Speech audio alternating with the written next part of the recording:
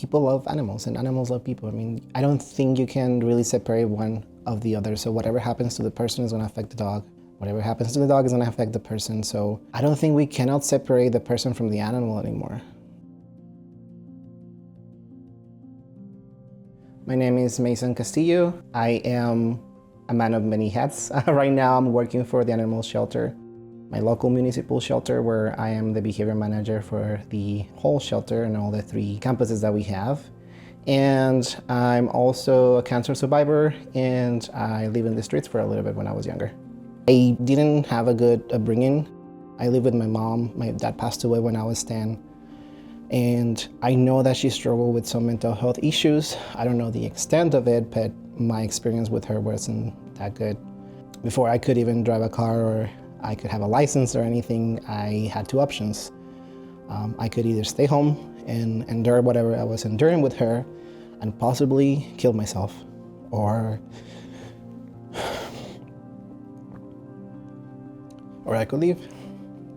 So I chose to leave. I didn't know much about anything. I had never had a job before, but I knew that if I stayed in the house, I wasn't going to live that long. Homelessness is a state of despair, hopelessness. I was a child, and I was ignored. I didn't exist for them. And feeling that at that age, I think that's when it kicked. It dawned on me, like, I don't want nobody to ever feel this way.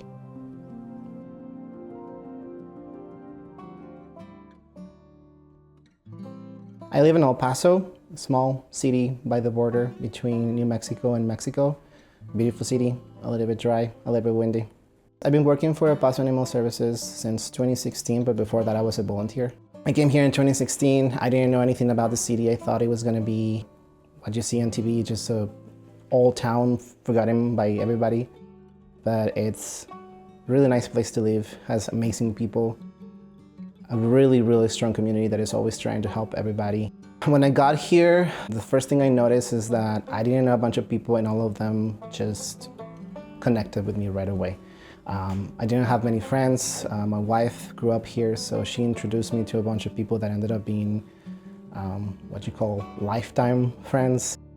I got to meet a bunch of people in different communities, the LGBTQ community, the homeless community, even some people in government that really changed my perspective of how community should be defined. In 2019, we had a bad person come into El Paso, drove for hours just to open fire at a Walmart. I don't know anybody that didn't know somebody that died that day. So it's something that really affected our community.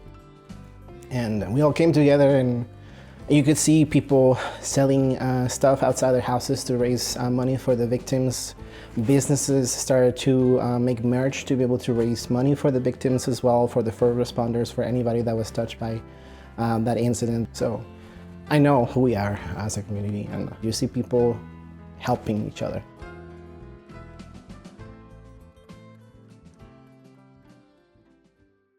We are not exempt of housing issues, of jobs, of everything that is also affecting the rest of the country, but our resources are smaller. We don't get as much of people coming to invest with us or to try to open jobs or anything like that. Like, the biggest employer in El Paso is the city of El Paso, which is local government. In the full sense of resources, the government can't really help us that much because they depend on other people's money. That's it. But in terms of community, we are there. That's how the shelter right now is surviving, basically, because our community is showing up. Right now in the city, we have 2 shelters. We have the Humane Society, which is our partner. We're actually right in front of them in the same lot. And the Animal Services Department, which is the local municipal shelter that we have in here. We have a bunch of rescues, great people just working really, really hard to help us. But that's basically all we have. Last year, 2024, we took in a little bit over 23,000 animals. And our population in El Paso, humans, it's tops 700,000. So that paints a picture of how imbalanced it is in terms of how many animals we've been getting. I've always loved working with animals, but it all started with my wife getting a job there. I remember the first week that she started working there, she called me crying because she couldn't do it anymore. We had a hoarding case and we had to euthanize most of the animals, and I told her, if you need to quit, we'll make it work. But she's stubborn, so she decided to stay, and then I started to volunteer just to be around to offer some sort of support for her whenever she needed it. But it really clicked when she brought home a box full of kittens. All of them were neonates, which means that they were too young to survive on their own. I had to nurse them, I had to feed them. They were dependent on me all the time. And that's when I realized that I could do more than just be there. I started volunteering with the dog trainer that we had in there. I started volunteering with adoptions, and little by little, I spent most of my day in there until positions opened up. I took my shot and I got a job. There was really no looking back for me after that. I dropped everything that I was doing before. I wouldn't like to work anywhere else now. I am in charge of behavior assessments, dogs with behavior issues. I do bike quarantine assessments. I work with the animals that need a little bit more help in terms of training, enrichment. I'm trying to push out the dogs that really need to get out. There's really not a single person in the shelter that doesn't cross departments and try to help as much as possible. You can see me in a normal day poop scooping, trying to help staff clean, making sure staff take their breaks and go drink water, walking dogs, working with volunteers, sometimes doing media, chasing dogs that escaped. We can get up to 75 animals a day. So I need to make sure that I check their behavior, that I filter them, see if they have owners, try to help find those owners, making sure the dogs are not stressing out in the kennel, anything I can to make their stay as bearable as possible, just to buy us time so we can find them homes. One of the things that I like doing the most is helping with intakes when it comes to people trying to surrender animals because they don't have resources, because we always find a way to give them those resources. And I see a lot of people that don't want to say goodbye to their animals, but they don't have any other option. Sometimes we're able to help them, sometimes we're able to offer what they need in order for them to take their dogs back. We're lucky to have the services or the community that we have in here because our homelessness rate is a little bit high compared to the population that we have. I'm very happy to see that it's not like other cities where they're like, out of sight, out of mind, let's move them away so we don't have to think about them. There are a lot of efforts into offering those services to them. If people don't have access to housing, or they lose their jobs, or they can't afford anything at this point, chances are they're gonna have to relinquish their pets. But most of the relinquishments that we've seen right now, it's because they're being kicked out of their homes, they're being evicted, they lost their only source of income. There's some mental health issues also in the picture, but it's just the fact that they cannot stay where they are and they cannot take their pets with them. For the most part, every time I talk to those people, they don't want to get rid of their dogs. They want their dogs, it's their families. They don't want to have to give them up, but they know that wherever they're gonna go, whether a shelter, homeless shelter, or streets, the pets are not gonna be safe, or they won't be able to access those resources, so they come to us. We did have a lot of issues at the border because people were crossing and they weren't being treated fairly. I personally help people crossing the border with food and supplies. And again, in my mind, I'm thinking, okay, media tells me that I should be afraid of you. Media tells me that I should hate you, or because you're different than me. The last person I helped was a family of 5. They all came, they wanted to work.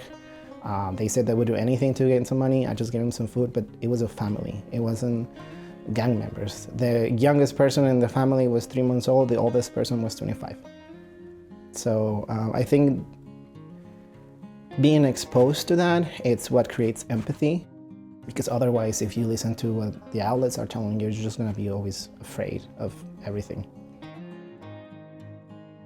But one thing we don't consider when we talk about immigration is that, again, in this day and age, families are more than just the people in there. We're talking about animals. We've been getting refugees coming into El Paso that brought their animals with them, anything from squirrels to goats to dogs and cats. What happens to them when they cross the border? Well, first of all, they're separated from their families, and they're brought into the shelter. What I really like about my community is that instead of seeing it as an annoyance, like, oh, we're gonna have to deal with this now, it was, how do we help? With the help of local rescues, we started to move those dogs around, those cats around, to try to find their families. Some families were shipped to another state. We will find their families and send them over there. If we couldn't, a member of the community will step up and be like, I'll drive them there. I don't care, I'll help them. Our city leadership saw that as an opportunity to help. They bought an abandoned school with the idea to turn it into an animal shelter, but also a homeless immigrant shelter, to be able to have both communities together. I think the biggest thing that we have to consider is how policy affects what we do. The shelter, we're lucky enough that we have the support of our city council to be able to do all these things. But what if I didn't? What if I didn't have that support behind me to be able to help all these people? I don't think I will be able to do my job if I didn't have that support behind me. And so many shelters don't have it. They try to figure out how to survive on their own, and they don't really have that extra support to make sure that they evolve from being just a pound and into a community resource. As a municipal shelter, I really don't have a voice in politics. I cannot, but I was making a lot of noise, and I was making sure that the people that had that voice understood the message, so they could be my voice in city council. It's the advocates. They're the people that really made this happen, because it's not just the culmination of my work at the shelter. It's years of working towards changing how we do animal sheltering here to make it more viable, for it to be a solution, a sustainable solution, instead of just being a Band-Aid that we put on things. 2015, before the regulations changed for the shelter, we were a pound. We were euthanizing dogs on the third day. We didn't have a volunteer program. We didn't have a transport program. We didn't have a foster program. We didn't have any of those things. And it's because of the local rescuers that have been pushing for that change that all of these good things that we see now are happening. So when we talk about, in terms of legislation, if we're going to consider housing issues, mental health access, we're going to consider jobs, if we're going to consider all those things, I don't think we cannot separate the person from the animal anymore. And I think that speaks of the need of having bigger legislation or a solution for this that includes that kind of policy that would allow animals to stay with their people.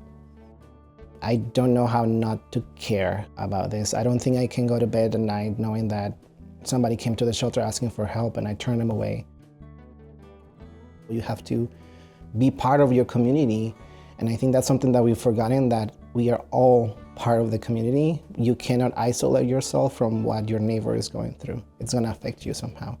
You cannot ignore the struggles of other people just because they're not happening to you. It's going to affect you somehow, and I think that's something that we need to, all of us, to realize, to understand why these problems matter.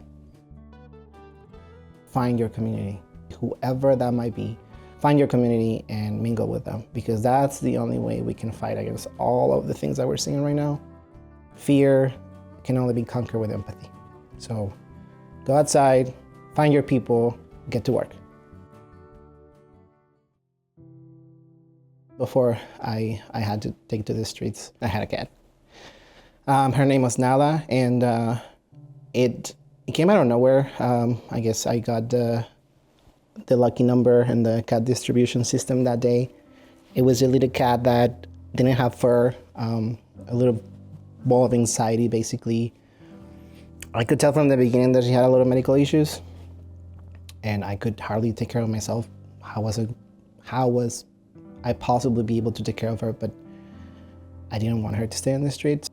I cared for her. I was able to take her to the vet, but I couldn't go many places if I had her with me. So there were some nights that I had to basically sleep on the street, or I didn't really sleep. I was worried that something was going to happen to me or her. But she was with me the whole time, and she never left me. And there were some times where I felt like I don't know what I'm gonna do. She will come and crawl on my lap. And I was like, okay, I have her. Whatever I have to do it for her. She was the first real friend that I had.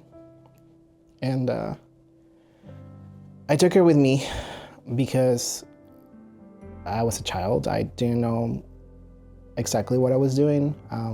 I just knew that if she stayed in the house, she wasn't gonna live that long, or that she was gonna kick that again. So at least with me, she would be safe. I would make sure that she was always around me.